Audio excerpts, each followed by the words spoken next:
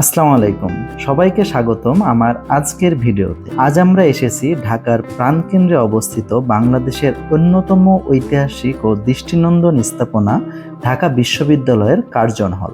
লাল ইটের নান্দনিক স্থাপত্য, সবুজে ঘেরা শান্ত পরিবেশ এবং শত বছরেরও বেশি ইতিহাস, সব মিলিয়ে কার্জন হল শুধু একটি ভবন নয়, এটি বাংলাদেশের শিক্ষা, সংস্কৃতি ও ঐতিহ্যের একটি গর্বিত প্রতীক। চলুন আজ আমরা ঘুরে দেখি ইতিহাসের এই অনন্য স্থাপনাটি। কার্জন হলের নির্মাণ কাজ শুরু হয় 1904 সালে এবং ভবনটি উদ্বোধন করা হয় 1905 সালে। তৎকালীন ভারতের ভাইসরয় লর্ড কার্জনের নাম অনুসারে এর নাম রাখা হয় কার্জন হল। প্রথম দিকে ভবনটি একটি টাউন হল হিসাবে ব্যবহারের পরিকল্পনা করা হলেও পরবর্তীতে এটি উচ্চশিক্ষার গুরুত্বপূর্ণ কেন্দ্র হয়ে ওঠে। কার্জন হল হলো শুধু শিক্ষার্থীদের ক্লাসরুম নয়, বরং দেশি বিদেশি অসংখ্য পর্যটক, ইতিহাসপ্রেমী ও আলোকচিত্রীদের অন্যতম প্রিয় গন্তব্য।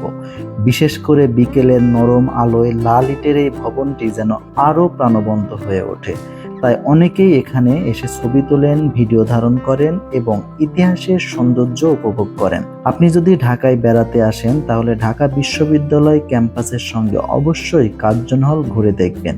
খুব কাছেই রয়েছে শহীদ মিনার, জাতীয় কবি কাজী নজরুল ইসলামের সমাধি, ঢাকা মেডিকেল এলাকা এবং অন্যান্য ঐতিহাসিক স্থাপনা।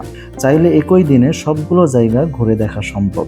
শত বছরেরও বেশি সময় ধরে দাঁড়িয়ে থাকা কার্জন হল আমাদের মনে করিয়ে দেয় একটি জাতির উন্নতির সবচেয়ে বড় শক্তি হলো শিক্ষা, জ্ঞান এবং ইতিহাসকে সম্মান করার মানসিকতা। আজকের মতো এখানেই বিদায়। সবাই ভালো থাকুন, সুস্থ থাকুন।